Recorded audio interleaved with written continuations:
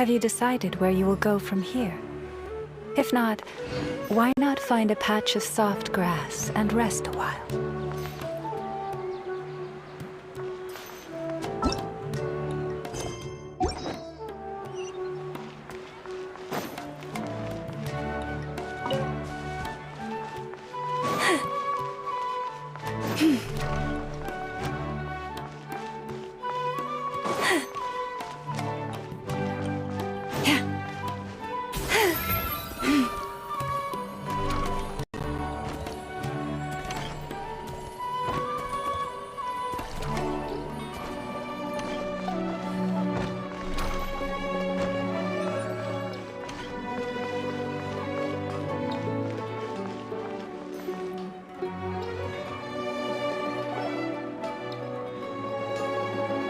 You're back.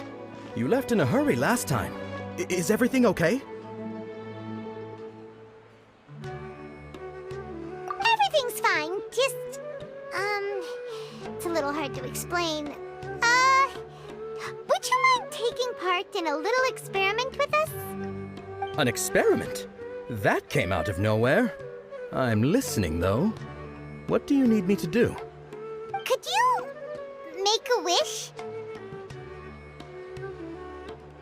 You want me to make a wish? Is that a new Sub-Zero's festival tradition or something? Less questions! More wishing! Okay. My wish. Okay. I'm a little nervous saying this out loud, but I want Miss Dunyarzad to be happy. Oh. I noticed earlier that she looked a bit down, and she wasn't really talking to anyone. She just doesn't seem like herself. She's always so gentle and kind, and all the kids love her. I've also wondered if the reason she asked me to be Fairest Knight of Flowers is because I'm special to her, or something. So, you have a crush on Dunyarzad? Oh, is it that obvious? After what I just said, I guess it is. When she placed the hat of the Knight of Flowers onto my head, she said to me, I want everyone to have a happy Sub-Zero's festival. What she didn't realize was that I'm not that interested in how everyone else feels. In that moment, I just wanted to be her Knight of Flowers for the rest of my life. 50 years, 100 years, I'll serve her till the end of time. Okay, yeah, that was a bit much. Felt like the right moment to get it off my chest, but that was pretty embarrassing. Okay, I'm ready to make my wish. I would like Miss Dunyarzad to appear in front of me right now with a smile on her face. Here goes. Please come true.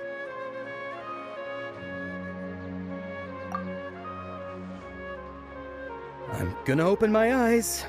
Oh, you're... What? Fucky? Sorry, but only one portion of Yalda candies per person. Back home you go.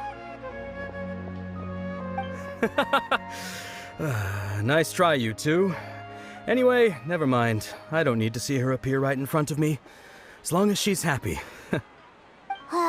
Guess he isn't the host of this dream after all. Should have expected it wouldn't be this easy.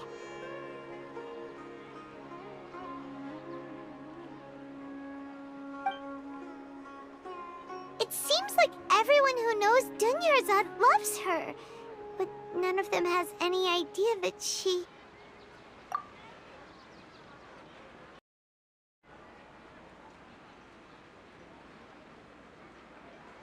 My lady, step back. That sounds like Dia! Oh, right. This is when Dunyarzad bumps into the kidnappers. Huh? But Dia can handle them! Hey, Traveler!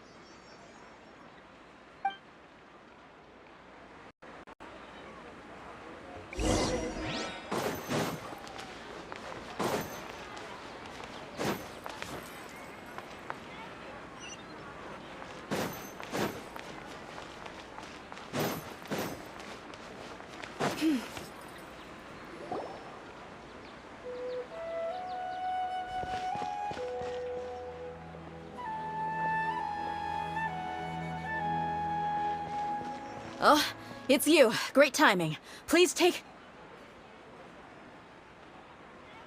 Hey, this is my job. The homie Yannis pay me, not you. You... fine, alright. Knock yourself out. Why are you so worked up anyway? It's not like I don't trust your fighting skills. Anyway, watch yourself.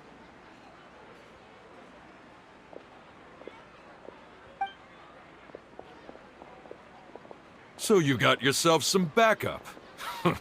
Suit yourself. You're going down!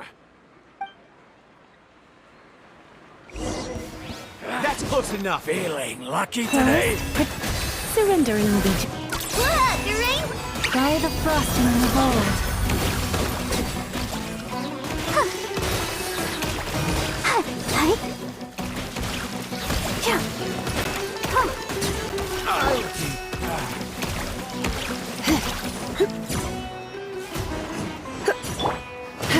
Leave this place.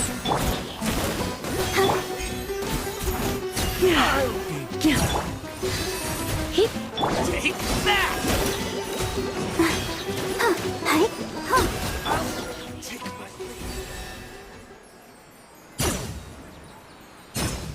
Traveler, were you just taking your anger out on those guys?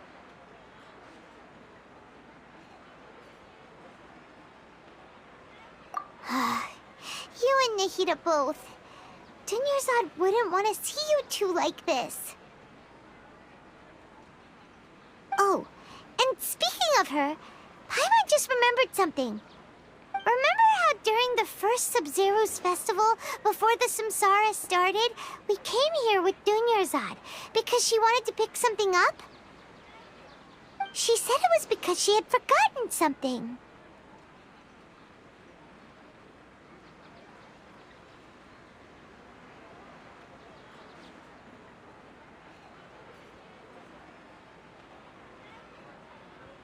Okay, so Paimon's memory is working so far. Anyway, Paimon also remembers that she is staying somewhere around here. She pointed it out to us the night before the Sub-Zero's festival. Yeah, even if it's only a tiny clue, it'll probably still help us more than this needle in a haystack search.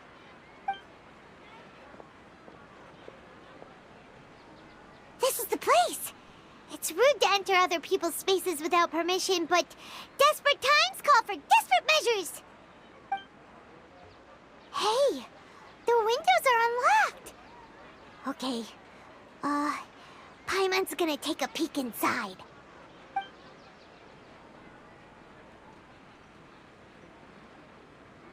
This was only a temporary residence, so there was pretty much nothing inside except this book on the table. Should we open it?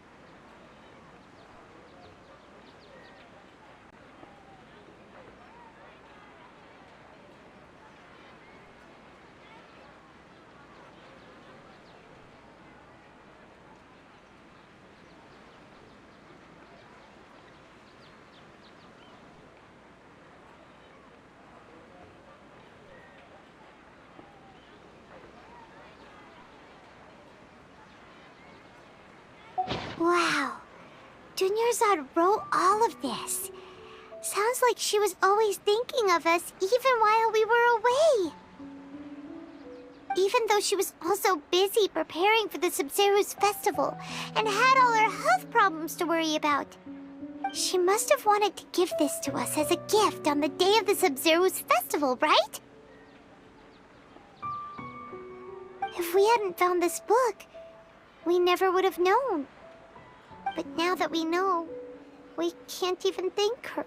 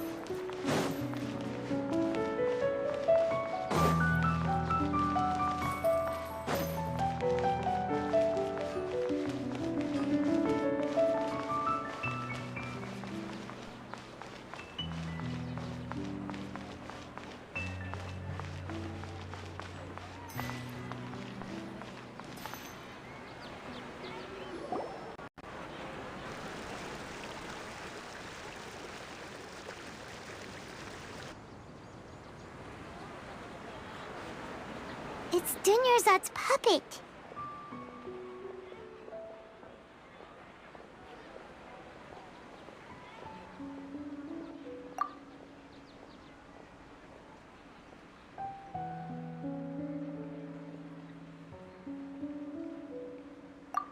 Traveler?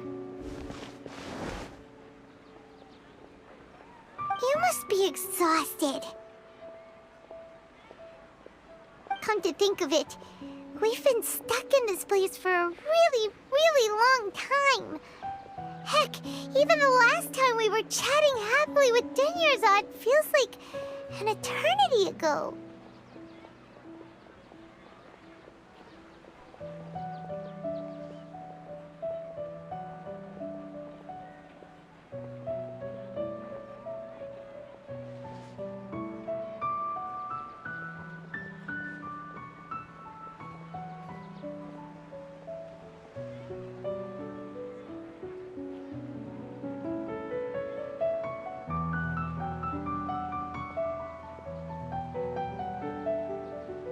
Paimon still remembers when we were sitting here, and the way her eyes sparkled when she talked about Nilu's dance of Sub-Zerus.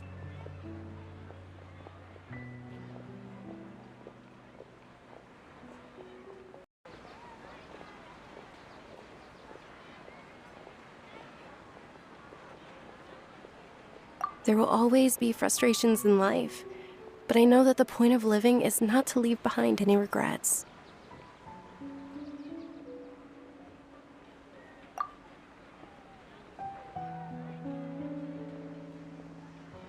That was what the real Dunyarzad said, wasn't it? Does that mean...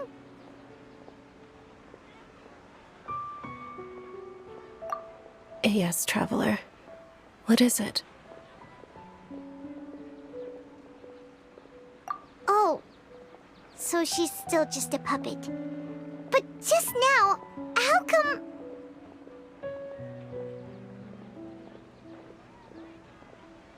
What? Where are we going this time?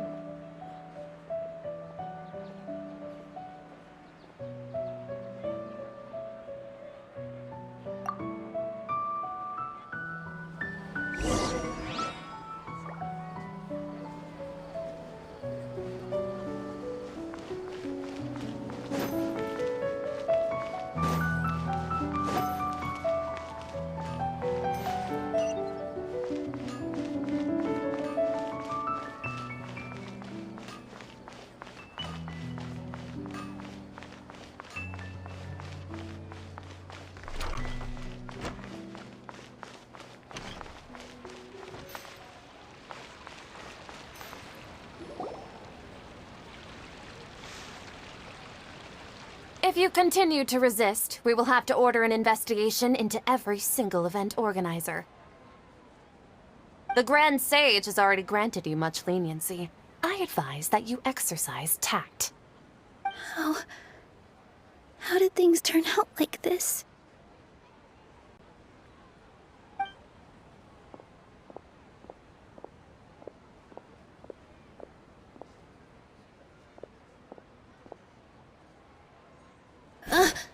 Traveler? You don't have to get involved. He's a sage from the academia. I don't want to drag you into this. Traveler. Traveler? What the heck are you doing? If you get arrested by the academia, that's another day gone to waste!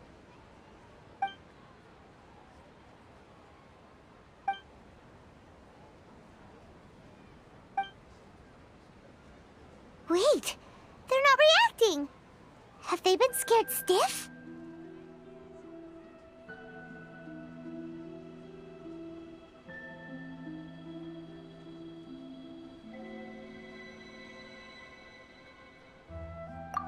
Well, of course! If this is the sage's plan, they wouldn't put themselves through this! So they're just substitutes! What is this? What happened to the Grand Sage and his entourage?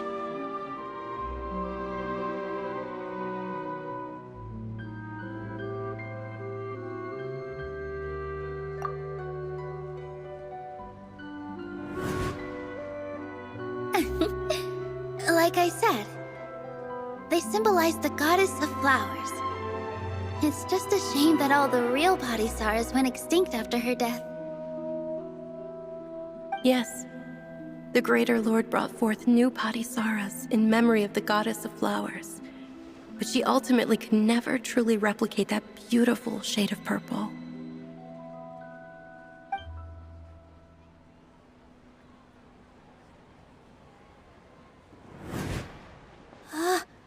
That beautiful shade of purple. Aren't these flowers real Padisaras? Just like the ones from the legend? I didn't even notice. Tanyarzad, did you find these? But didn't you just say all the real flowers went extinct after the goddess of flowers passed away? So, how? Yeah. What's going on here?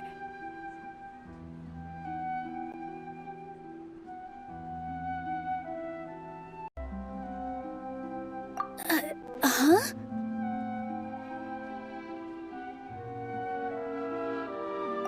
You guys are acting weird. But okay, I'll try.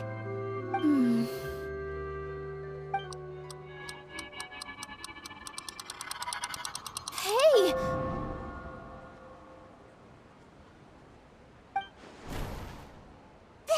They disappeared! So Nilu's the host! What a surprise! Purple Padisaras don't exist in the real world anymore. But in Nilu's subconscious, they can appear as decorations on the stage. It's just like the example Nahida told us. People assume there will be food on a plate, and Nilu assumed there would be real Padisaras in the flower pots. So when you saw the flowers, you instantly knew it was Nilu?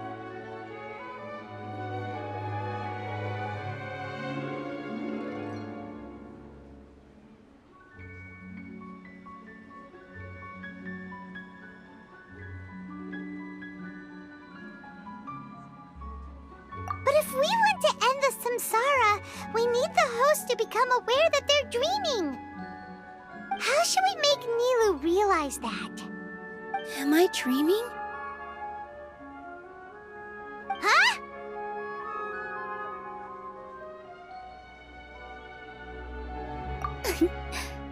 So I'm right. Is this Lesser Lord Kusanali responding to our celebration of the Sabzeruz festival? Wrong guess, but you aren't completely wrong either. The point is, what made you think this is a dream? As far as you know, people in Sumeru don't dream, right?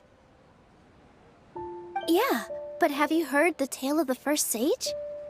To prevent a calamity, he went on a journey to find the Dendro Archon. Ooh, sounds familiar. Dinyarzad told us a story like that when we first arrived in Sumeru City. So it was about the first sage, huh? Yep, but in the part you heard, he hadn't become the first sage yet. There's more to the story. His piety and wisdom were acknowledged by the Dendro Archon, and she finally gave her blessing to him. All kinds of spectacular scenes appeared in front of the first sage, as if all the knowledge in the world was being painted onto a canvas right before him. He was captivated. After who knows how long, he mastered all the knowledge he could comprehend. Afterward, he said to the Dendro Archon, "I miss my parents, my wife, and my children. I've been away from home for far too long. They must be worried."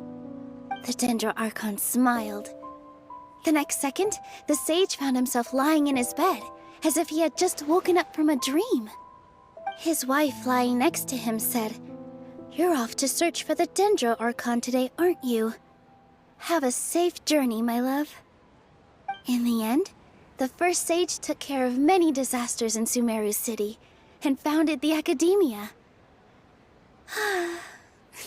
What a happy ending. So, the first sage was dreaming ever since the beginning of the story? He never went on his journey? Yes, but his faith and determination were conveyed to the Dendro Archon, so she blessed him in the form of a dream. Paimon understands where you're coming from now. That's a really interesting connection.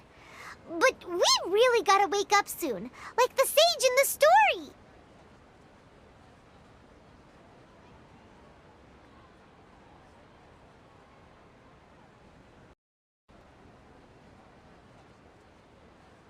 I see. Well, it just so happens that today's Sub-Zero's festival is almost over too.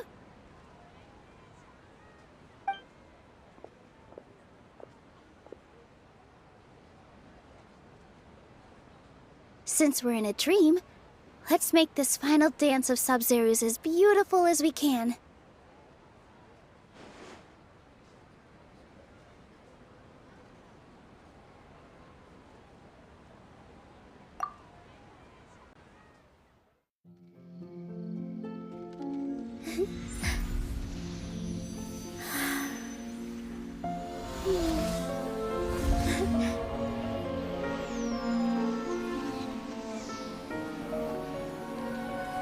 The wait is over, everyone. I dedicate this to our god, the Dance of Sub-Zeros.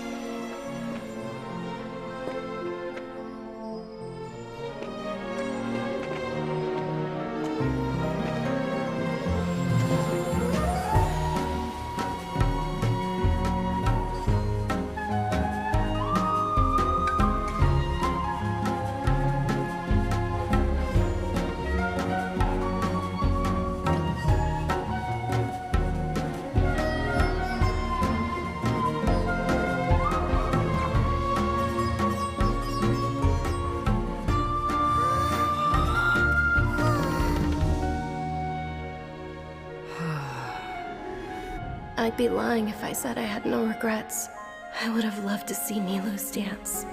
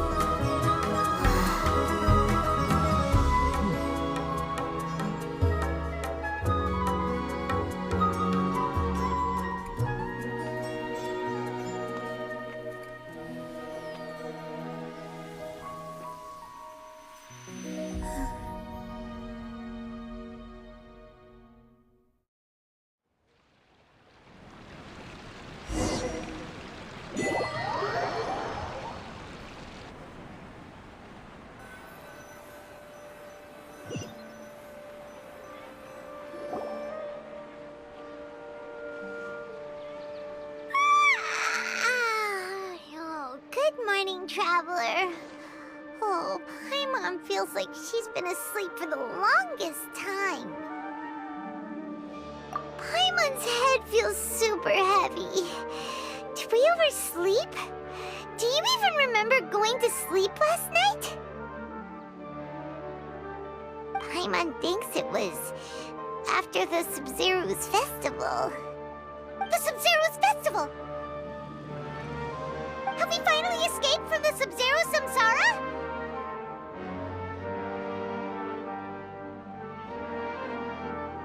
Quick! Take off your Akasha terminal!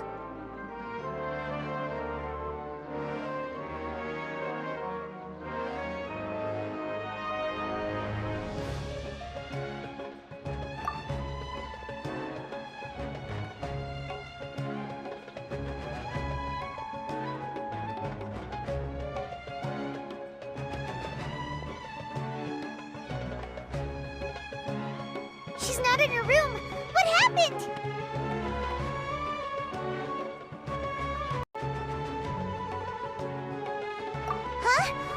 usual spot.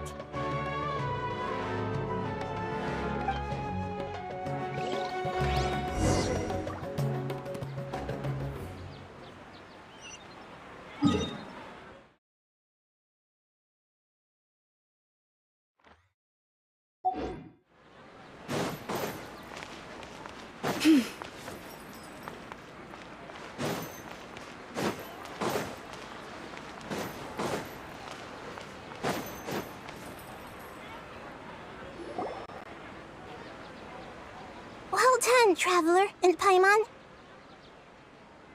And thank you, Dunyarzad, for organizing the Sub-Zero's festival for me. I'm sorry, who are... Dunyarzad! You're okay! Oh, don't scare us like that! Oh, Traveler Paimon. I have something amazing to tell you. I just had a dream, and I saw Nilu performing the dance of Sub-Zeros.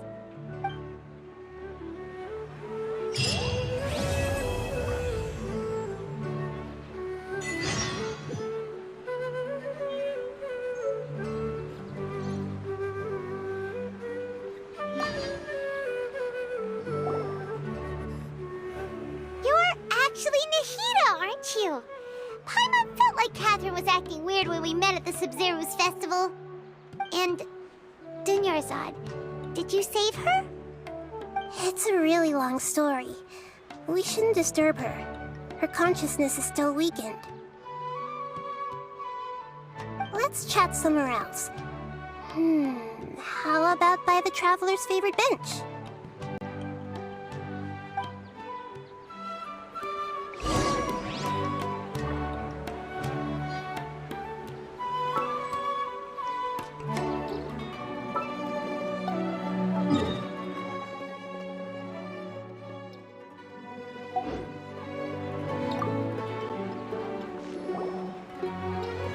What's going on? Why are you two so excited to see me? Hasn't it only been a night? It's actually been much longer than that. Oh? Strange. Was I really asleep that long? No wonder I have such a headache.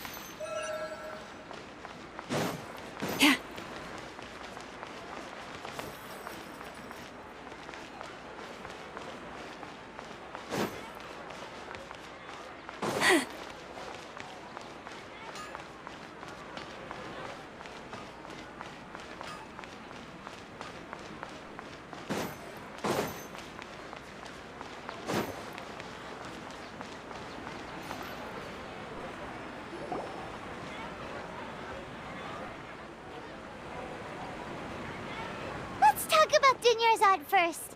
It's such a relief that she's all right. After we parted on the last day of the Sub-Zero's festival, I left the city and saw what the Traveler had described. Among the countless dreams, I found one that was growing fainter and fainter. This proved my suspicion. Once Dunyarzad could no longer bear the Akasha harvesting her dreams, her consciousness began to dissipate. But this also meant it escaped the Akasha's control. Such a small fragment of consciousness can't last for very long, though. It will return to its original dream, where both will gradually fade until they completely disappear. I used all the power I had to keep her dying dream alive as long as possible, but it still wouldn't have lasted for much longer if it hadn't been for you two breaking the samsara. So it looks like we did manage to save Dunyarzad in the end, and not a moment too soon.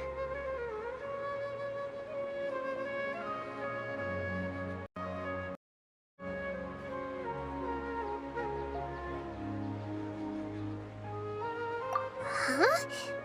Why are you two smiling so happily? I thought you'd be so moved that you'd start crying.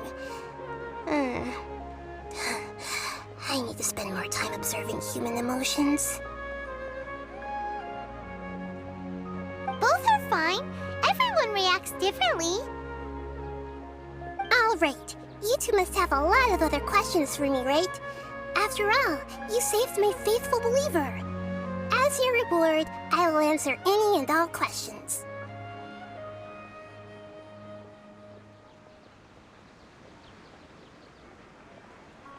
At the Avidia forest, there was this incense that made the traveler fall unconscious and dream of a huge tree and a red sky. You also heard someone's voice, right? It said world and forget me. Yeah, so you do know! We've been wanting to ask you what that was about, and if the red sky was related to Conria. It seems like the traveler established a connection to Irminsul. That was a message left by Greater Lord Rukkhadevata's residual consciousness in Irminsul.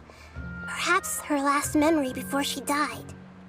As you two probably know, Greater Lord Rukkhadevata disappeared after the disaster in Conria. The timings of these events do line up, so your suspicions are reasonable. A message from Greater Lord Rukkhadevata? We thought it was from King Deshret. King Deshret? That god who died even longer ago? Some present-day desert dwellers still worship him. You probably just heard some of their conspiracies. Okay, so what does the message mean?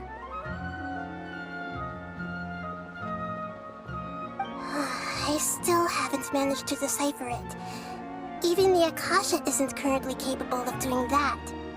Greater Lord Rukkhadevata's residual consciousness in Irminsul seems to be contaminated with something that has a very dangerous aura to it.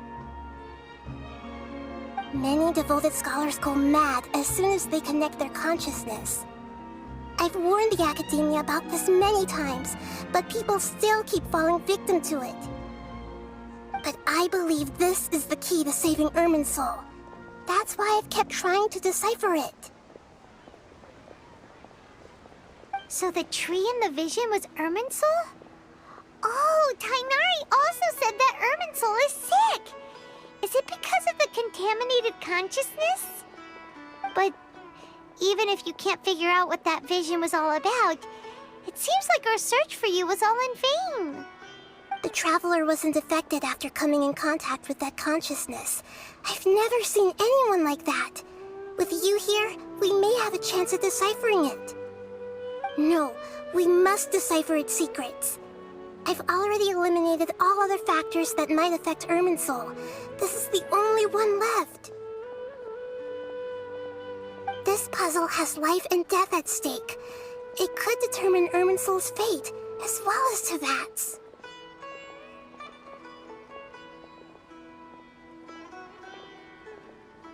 To be accurate, I'm using the Akasha as a medium to occupy Catherine's consciousness. How did you do that? Poor Catherine. Does this mean you can also occupy other people's consciousnesses? Theoretically, I can enter anyone's mind as long as they're wearing their Akasha terminal. The Akasha is the legacy of Greater Lord Rukkhadevata. As Lesser Lord Kusanali and the first Akasha terminal, my consciousness has always been linked to the Akasha.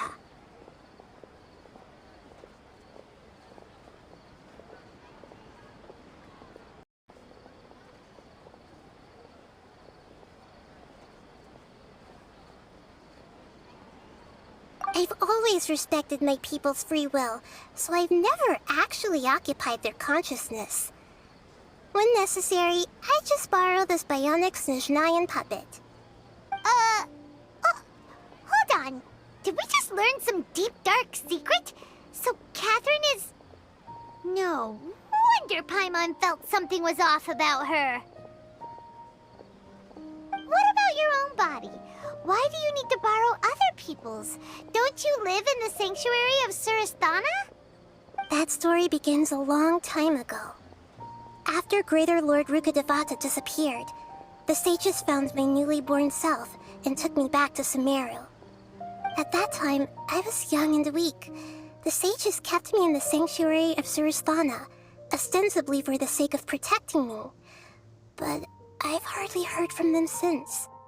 However, I do understand that they had hoped to find Greater Lord Rukkhadevata instead of me, a symbol of her passing. So, the sages basically put their new Archon under house arrest? How dare they! Why don't you teach them a lesson, Nahida? In some ways, they aren't wrong. Greater Lord Rukkhadevata was omniscient and omnipotent. Even after her death, the Akasha is still empowering this nation. And I'm still really far away from being able to call myself the God of Wisdom. Moreover, the Academia is also more proficient at governing this country. My existence has little meaning. Yeah, you got a lot of believers. Just look at the Sub-Zero's festival. Everyone who showed up truly loves you. Thank you for the kind words. But I honestly don't need physical freedom as long as I can connect my consciousness to the Akasha. Trying to find a way to save Irminsul is my life's mission and top priority. I will work on that, and try to live up to being a deity in the meantime. Every once in a while, I will also take up the duties of the God of Wisdom and enlighten a lost soul here and there. Doing all that should be enough. There's never been any big problems with the Academia's governance of Sumeru. This is the first time I've seen them step out of line. I wonder what caused them to go down this path, and what they hope to achieve. Even though the city's residents haven't noticed anything strange, if the Traveler hadn't broken the Sub-Zero's samsara, the situation could have become dire. I tried to do some investigating in the Akasha, but I couldn't find anything suspicious. And all the people of interest seem to purposely avoid wearing their Akasha terminals. I think they're deliberately trying to hide something. Oh, that reminds Paimon. In Gandharvaville, there was a sage who had invited Tainari to join some kind of project. Could it be related?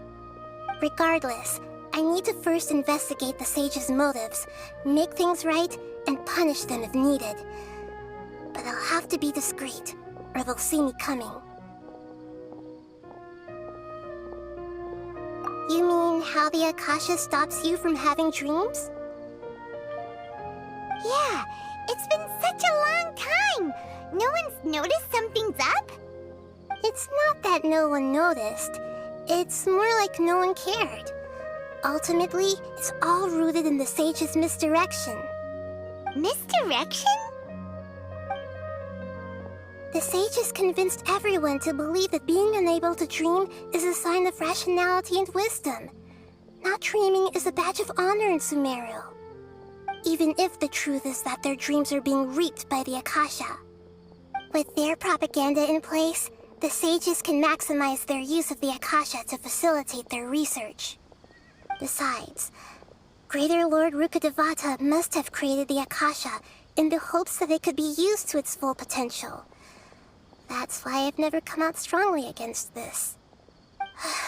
Anyway, the perspective advocated by the sages drowned out any voices of doubt. By now, even those who never use Akasha terminals find it too shameful and embarrassing to talk about their dreams. Got it! I hope my answers were satisfactory, seekers of knowledge.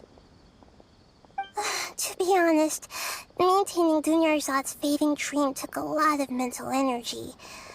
I think I may need to rest for a while. Oh, and you don't need to worry too much about the sage's activities for now. The Akasha won't be able to conduct another project on the scale of the Sub-Zero's samsara in the immediate future. Go and get some sleep. Leave everything to us. What a relief. This is truly the most exhausting birthday I've ever had.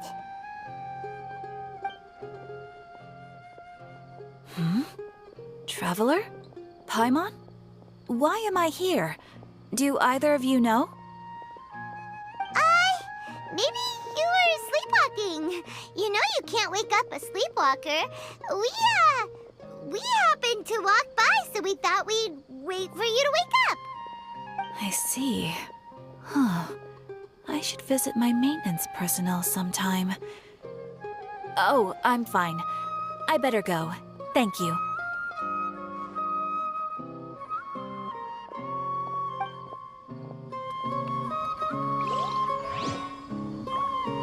We've spent quite some time in Sumeru City, but ever since we last said goodbye to Lesser Lord Kusanali, we haven't heard anything from her.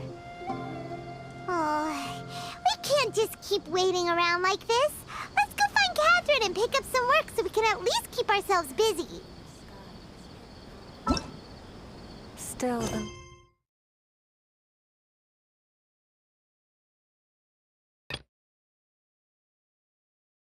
moon shines its light upon you.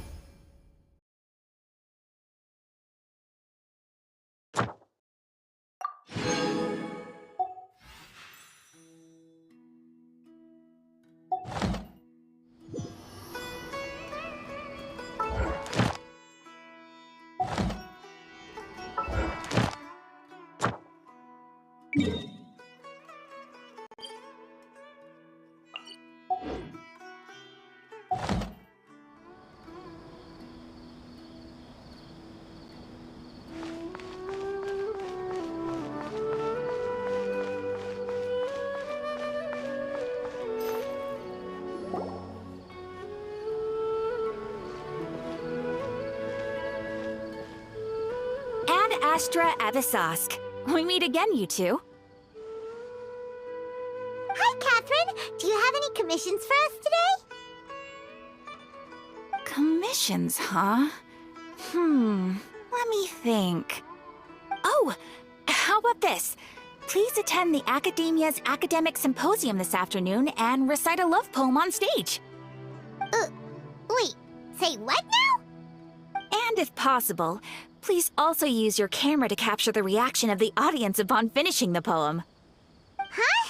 What kind of commission is that?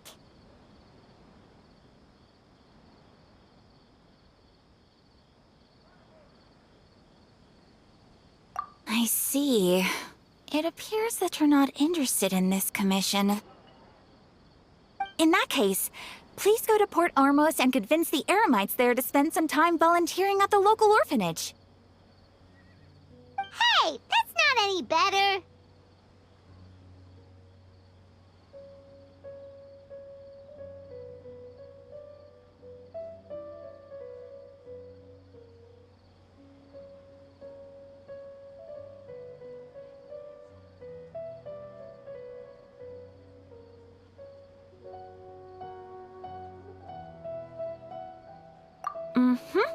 I'm sure the mercenaries will have some interesting reactions as well.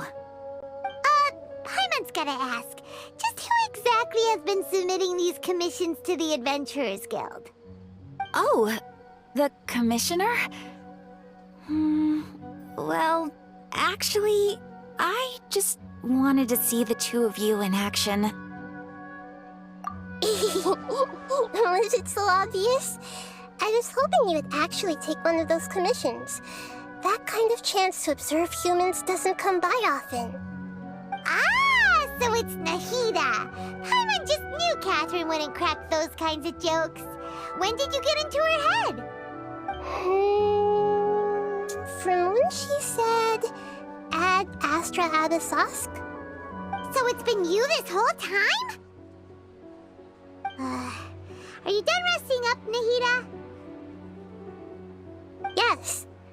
I've been sleeping ever since we parted ways, and I even had a really, really long dream.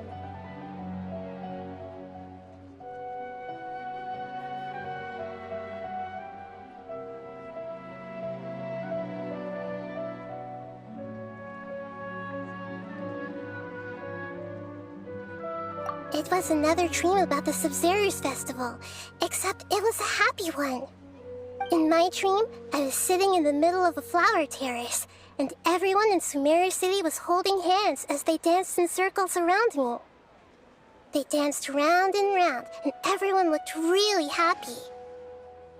I also got to sit on a gigantic flower carriage. Ferris, the Knight of Flowers, raised me really high above the ground, and I was throwing an endless amount of Yalda candies at the children. You know, Nahida, maybe your dream is how the Sub-Zero's festival really should be. It's meant to be a joyous time where everyone gets together to celebrate your birthday.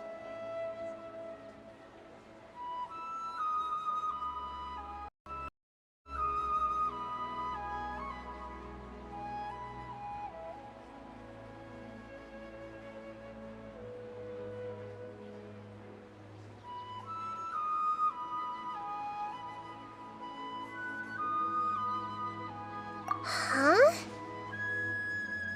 Wasn't I describing a really happy dream? Why are you both looking at me like that? Wait, could this be an example of the emotion known as pity? No, we aren't pitying you. That would only make everything worse. We just don't want you to feel too sad. By the way, have you had a chance to visit Dunyarzad? How's she doing? The Homiyanis haven't allowed any visitors after the festival, so we haven't been able to check on her. Yes, I paid her a visit right after I woke up. She was resting at the time. Her condition is stabilized. However, since Elazar is a manifestation of the withering on the human body, we can only cure it by finding a way to take care of Irminsul's own withering. But for the moment, our top focus should still be figuring out what the sages are up to and what they're planning. Right. Who knows what'll happen if they manage to pull off another scheme like the Samsara of the Sub-Zero's festival? So our first priority should be investigating and putting a stop to the sages' activities. As for how we should pull that off, let's discuss it somewhere else. There are too many adventurers around here. Oh, good point. Sorry, adventurers. We're gonna be borrowing Catherine for a little while.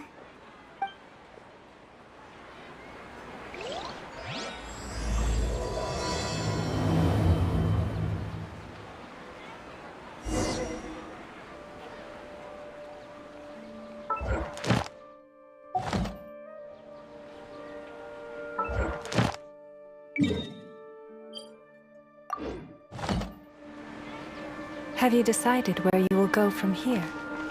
If not, why not find a path? Let's continue our chat here. Okay, so do you have any ideas on how we can investigate the sages, Nahida? Actually, I've already done a little bit of work on that. But for now, I want to hear your thoughts.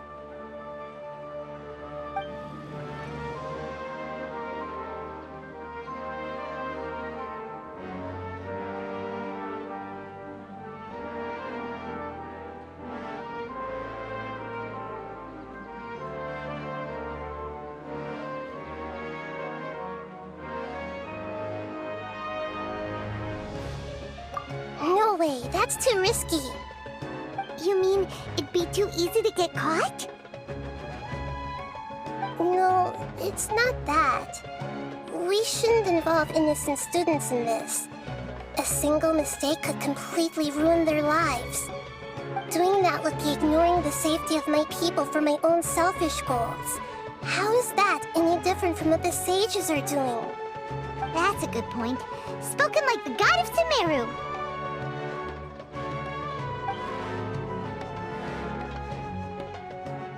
I've already tried that, but all the key members of the Academia, even the core of 30 guards, intentionally avoid wearing their Akasha terminals. It seems that from the very beginning, they've been guarding against info leaks from the Akasha. Of course, it could also be because they're wary of me. Have you already caught the sage's attention? I'm guessing not yet. But distrusting me would make perfect sense if they've ever paid attention to the urban legends about me. In any case, I probably can't take over their minds directly.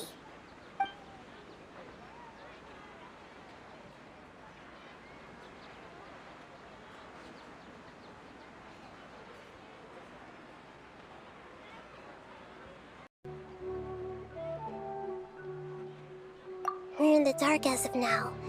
Since we still don't know anything about their goals, any rash move could tip them off and lead to terrible consequences. After all, every person in Sumeru City is one of their hostages.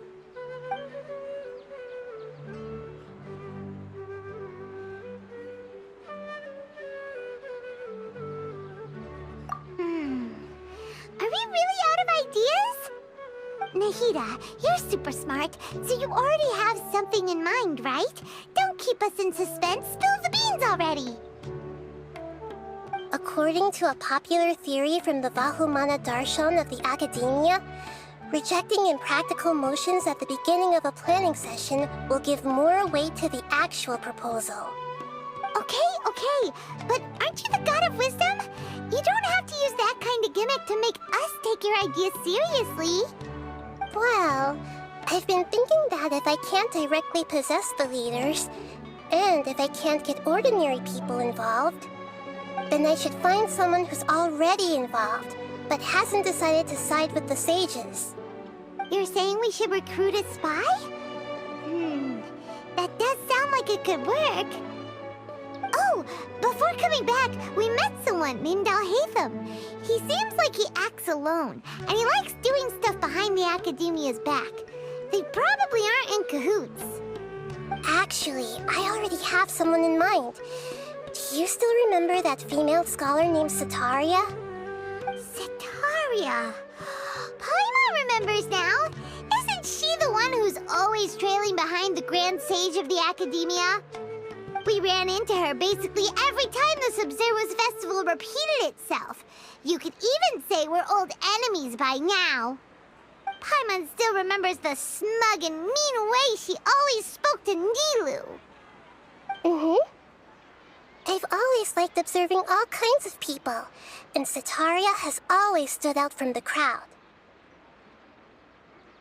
She was born in the desert and was hailed as their greatest genius. Her academic gifts allowed her special admission into the Academia, and also gave her the opportunity to serve as the sage's assistant.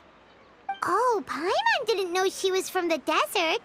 She must be pretty special then. Paimon feels like most of the desert dwellers around the city are working as mercenaries. The name Setaria means star. When she lived in the desert, she shone like the brightest star in the night sky. Later on, she was chosen by the sun. The star was given a place in the daytime sky to complement the sun's dazzling light. Soon after, the star witnessed the sun scorching the earth, which brought forth many disasters. The star began to waver. Instead of staying beside such a sun, wouldn't it be better to return and light up part of the night sky? But in the end, she couldn't give up the radiance of daytime. To cope with her shame, the star buried her guilt and closed her eyes.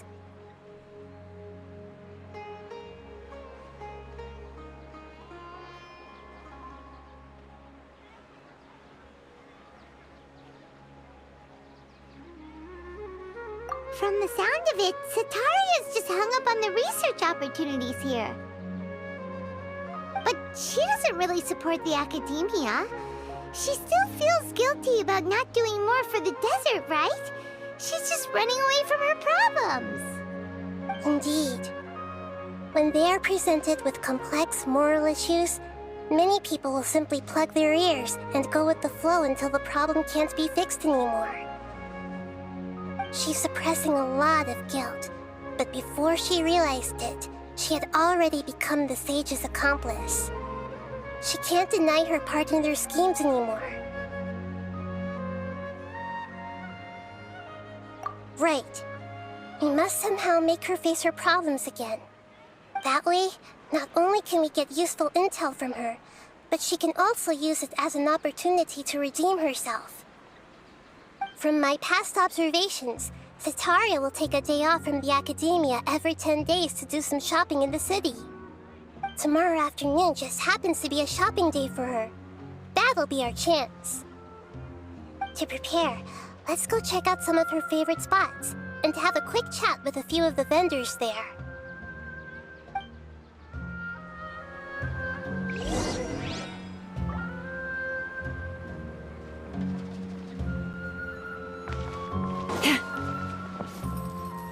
Yep. It's called freelance. Folks just don't.